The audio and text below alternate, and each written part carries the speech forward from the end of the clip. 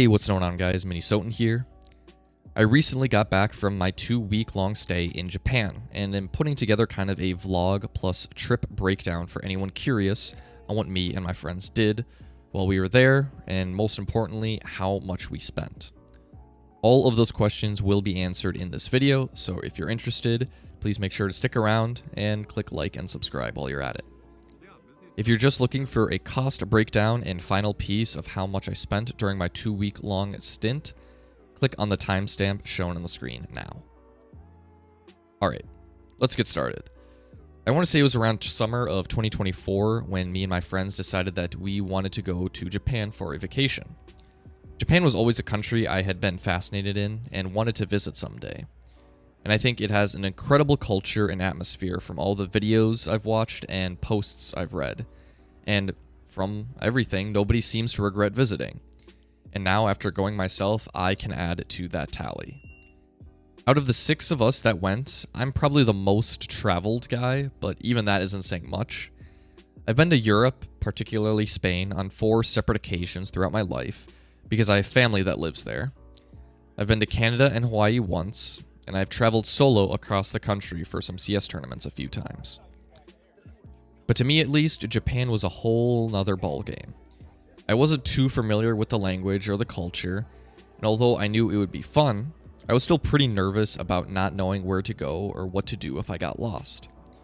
And if anybody has these worries watching this video, I want to put them to rest immediately, because traveling throughout Japan was one of the easiest and best experiences of my life. If you know zero Japanese, you will still be able to travel across the country with almost zero stress. And I'll go into that a little bit more later during this video. So to start off, we bought our tickets in October of 2024 for the dates of May 23rd to June 5th. Our travel plans included flying into Haneda Airport, staying in Tokyo for 3 nights. We would then travel to Kyoto and stay there for 3 nights, and Osaka as well for 3 nights. We then would take a train to Hiroshima and spend the night there, before going back to Hakone, and finally, our trip would end with one last night in Tokyo. So in total, we were in Japan for 14 days. The 2 biggest regrets I read online that people wrote post-travel is that they packed too many clothes, and they didn't spend enough time in each city. I can now attest to both of these. It will depend on the weather and the time of year that you plan on traveling, but if you are going to Japan during the spring or summer, more than 1 pair of long pants, whether they're sweats or jeans, is not really necessary. I think I brought 3 for some reason. Same with long sleeve t-shirts. I would bring 1 and maybe a sweatshirt or a pullover or quarter zip as well in case it gets a little chilly. I do want to note that almost every Japanese native that I saw was wearing long pants, even in very hot weather. That is just something that they do in Japan. They wear light, long pants. So if you do wear shorts, you kind of will stick out as a tourist, but I never had an issue with it. We honestly had very favorable weather while we were in Japan, and we were extremely surprised by this because prior to going, it said it was going to rain constantly. The only times it did rain was our 2nd night there and during our stay in Hakone. Otherwise, it was fantastic. It was cloudy and partly sunny, but a constant 70 to 75 degrees Fahrenheit. Like I mentioned before, I do regret not spending more nights in each of the 3 big cities, Tokyo, Kyoto, and Osaka, respectively. I honestly could have spent a week in each one and still not been satisfied. However, for it being my first trip there, I think it was a good idea to visit other cities like Hiroshima and Hakone in order to get a wider view of the country. Our drive to our hotel in Hakone was exceptionally cool, because we were driving through steep cliffs and tree-covered mountains that looked awesome. But for my next trip, I would probably do 5 days in each city, or maybe 5 days in 2 cities and then travel somewhere else like Niigata, Nagoya, or Nagasaki. For our first day in Tokyo, once we got to our hotel, we went to a KFC for our first meal. Yes, you heard that right. Our first official meal inside Japan was Kentucky Fried Chicken. There's just something you can't take out of an American. From there, we toured a bit of the Akihabara district. It's exactly how you would expect it to be. There was something from Japanese pop culture around every street corner. Card shops, arcade places, figurine shops, malls, manga shops, and more. One of the biggest things I notice immediately is how vertical everything is within Japan. And what I mean by this is that everything is built up by adding more floors to a building, so you can have a mall with 8 stories and 10,000 square feet on each story. The Don Quixote shops are a prime example of this. Compared to America, where everything is maybe 1, 2, or 3 levels, but it's all very flat and horizontal. After shopping around Akihabara, we then went to a restaurant and had some appetizers and drinks before calling it a night and heading back to our hotel. Our second day there had us heading for Shibuya straight away, which is where we spent most of our time. Shibuya was absolutely phenomenal. There's a reason it's held in such high regard by tourists because there's just so much to do and see within the district. There is where we had our first little shopping spree. Me and my friend Ian went to a record store at the top of a building. I bought 2 Japanese exclusive CDs.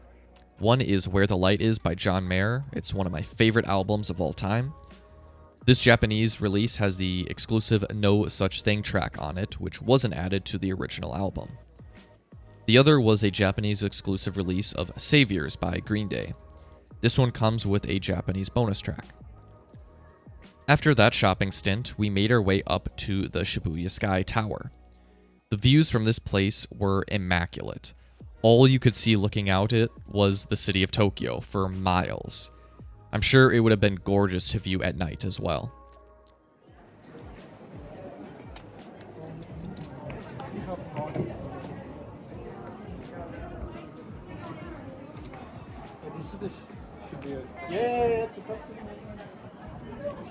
Afterwards, we did a bit more shopping around Shibuya, including hitting up the Nintendo store.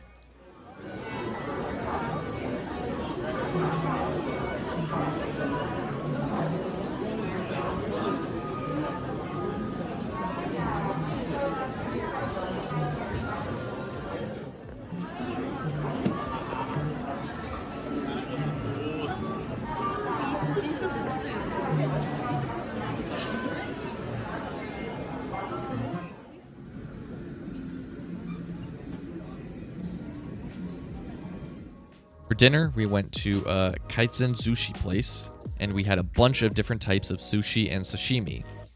Later that night, we went to some clubs to party a bit.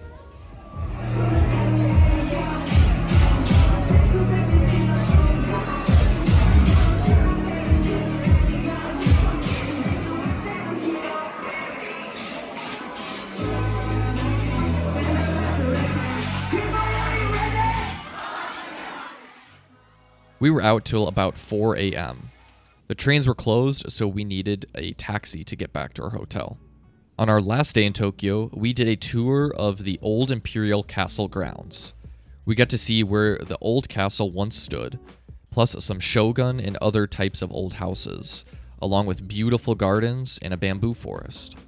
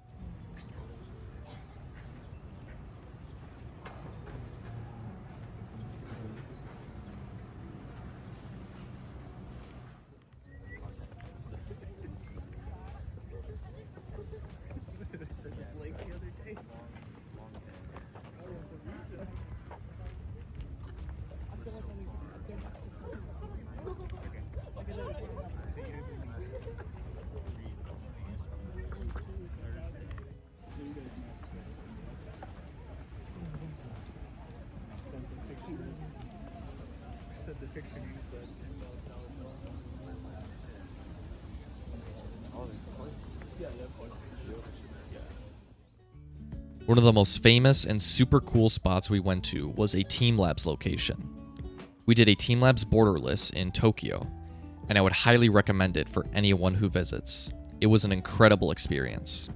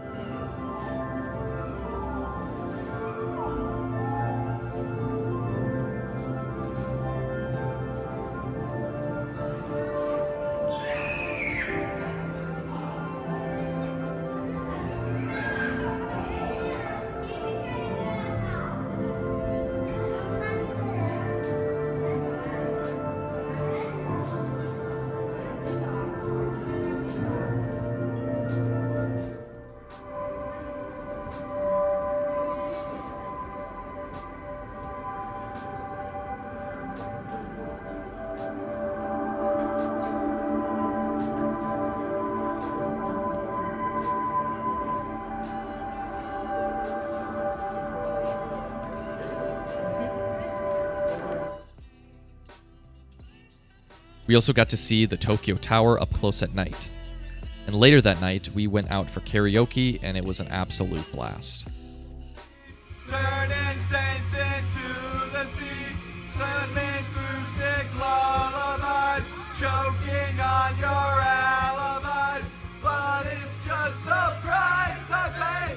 Destiny is calling me, open up my evil eye, 'cause I'm Mr. Brightside. The next day, we took the Shinkansen from Tokyo to Kyoto.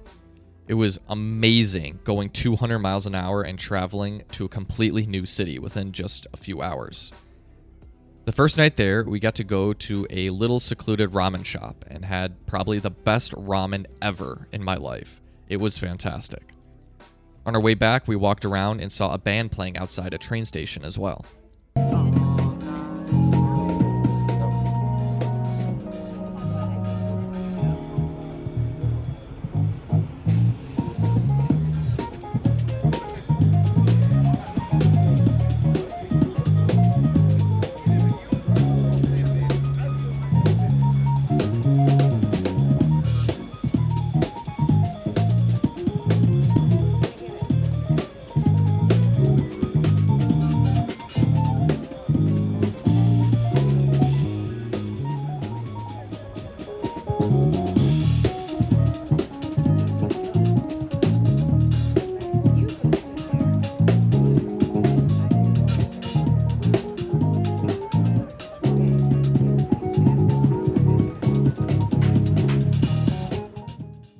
On our second day there, we visited the Fushimi Inari Shrine. We also climbed up to the top of Mount Inari as well, and saw a breathtaking view of the city below. And we even got some sherbet too. Kanang photo lang siya lang.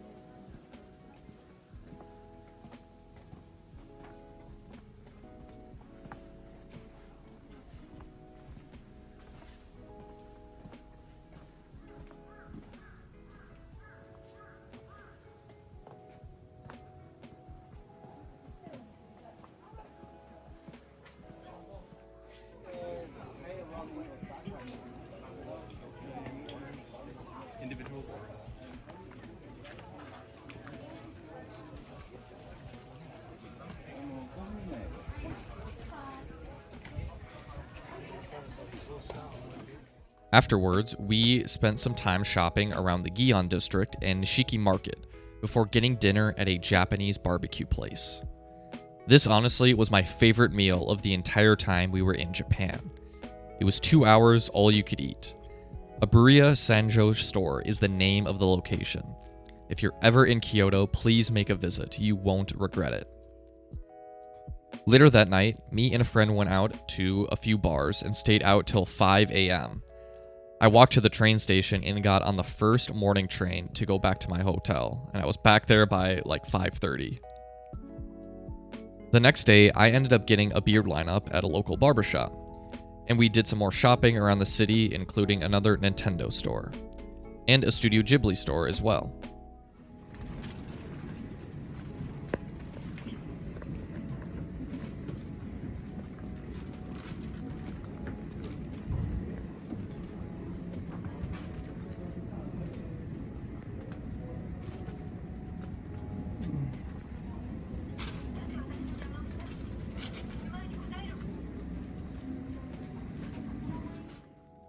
We ended up getting some pizza for dinner. But because of how tired I was, I decided to call it a night early. But some of my friends went out to another temple and did some more sightseeing at night, and even went to see the Kyoto Tower.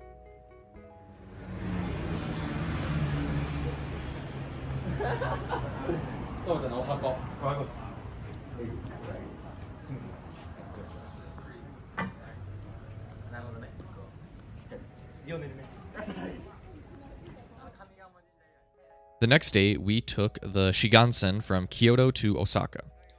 We stayed fairly close to Dotonbori. It was about a 15-minute walk from our hotel. The first night there, me and a friend walked through several retro video game stores trying to find a copy of Fire Emblem 4, which we did end up finding. We again did some more shopping in the Dotonbori area before heading into a round 1 location where we did a ton of different activities like ping pong, bowling, batting cages, basketball, darts, and arcade machines. This was super fun. For dinner, we split up, but 4 of us went to this small little appetizer restaurant where we each ordered 5 apps and ate them together. It was very, very good. On our second day in Osaka, we went to the World Expo. This was a super cool, once-in-a-lifetime experience for us, so we didn't want to miss it. The expo took place on a small island and had a giant halo ring that was like 100 feet tall in the air that wrapped around the entire venue. Seeing all the different countries and their exhibit buildings was very cool to see, and there were obviously a lot of people there.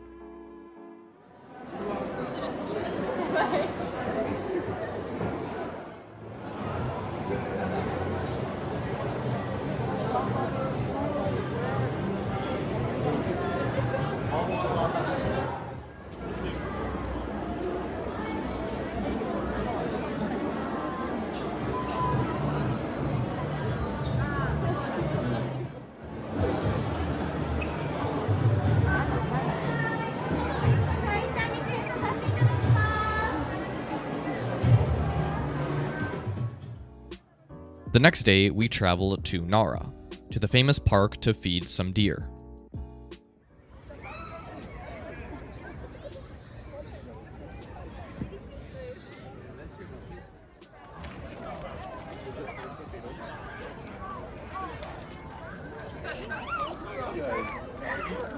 Oh, I saw you back there. You were tweaking.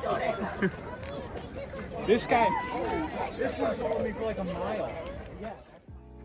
I wanted to do a bit more shopping and walking around Dotonbori, so I did that afterwards, while some people went to do more sightseeing at Osaka Castle.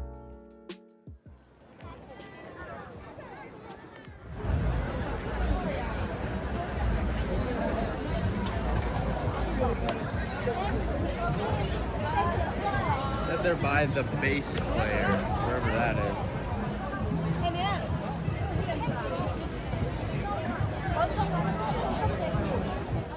We ended our stay in Osaka with a really nice Wagyu 5-course steak dinner.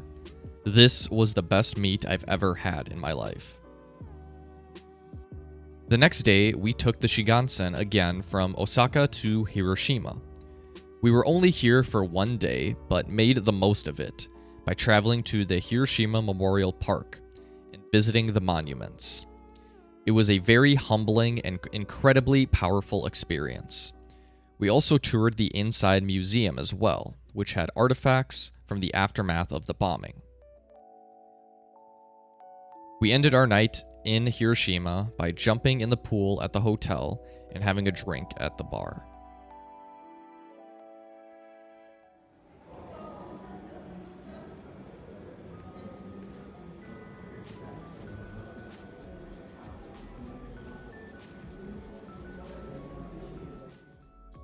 The next day, we traveled on the Shinkansen towards Hakone.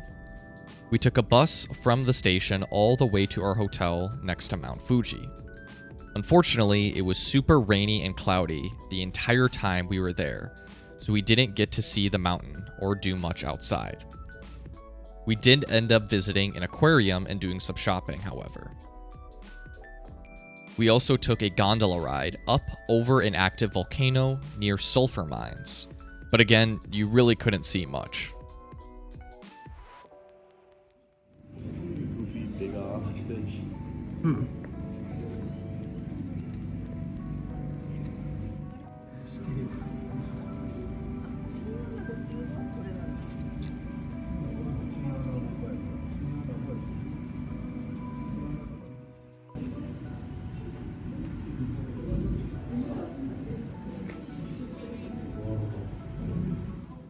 The next day, we took the Shinkansen back to Tokyo and spent the last day and night walking around and shopping before leaving late the next day. The overall experience was nearly as perfect as you could have. The worst part was traveling to and from each city, but even then it was still incredibly easy with how to navigate and board the trains. As long as you have Google Maps on your phone, you can get just about anywhere. There was so much more I wish I could have done, and I wish I could have stayed even longer. But it's absolutely a trip I will never forget. And I'm glad I have all of these photos and videos to remember it by. Alright, this is probably the biggest factor for anyone wanting to go to Japan. Let's break down the total cost. To preface, I will say that there are probably much cheaper ways to travel across the country. But for my first time, and especially with traveling with 5 other people, I decided on comfort over cost for a lot of the prices. There were cheaper options for airlines, lodging, and food, etc. So don't take these prices as the cheapest way it can be done. There are certainly ways to pay less. It's just a matter of how much you're willing to sacrifice to save money. For the plane ticket, we bought a 2-way flight from Minneapolis to Haneda using Delta Airlines and selected the Comfort Plus seats. The total came out to $1,464.91. Comfort Plus was an extra $150 that I thought was well worth it on a 12-hour flight, so we did end up spending a little bit extra for that. In terms of lodging, we stayed in Western-style hotels for each place we visited. For each hotel, minus our stay in Hakone, we got 3 double bedrooms to accommodate 6 people. For the most part, I enjoyed every hotel that we stayed at. They were all very accommodating. When we first arrived in Tokyo, we stayed at Hotel My Stay's Gotanda Station. It was right next to a train station, so it was very convenient to get to and from the different districts around Tokyo.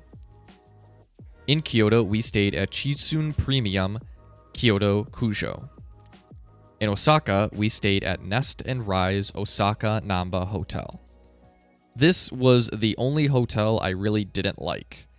The rooms were very cramped and they didn't offer any cleaning services. So I probably wouldn't go back there. In Osaka, I would choose somewhere else. In Hiroshima, we stayed at Hilton Hiroshima, which was probably my favorite hotel. It felt like a very premium experience. In Hakone, we stayed at the Prince Hakone Lake Ashinoko. This was kind of a touristy resort sort of hotel. But it rained basically the entire time we were in Hakone, so our stay was a little hindered by that. But it was still a nice hotel, and we had an onsen that I tried for the first time. But when I did want to go to the spa, they were closed the day that I wanted to go, which I was disappointed by. And finally, back in Tokyo, before our flight, we stayed at the Hotel Vinafontaine Grand Haneda Airport Hotel. I'd go back to each of these instantly, minus the one in Osaka. They weren't too far from train stations and were accommodating. They had good places to eat nearby. And per person, the cost for lodging for our entire trip came out to $1,021.87. So even before we had one piece of sushi, we were in almost $2,500.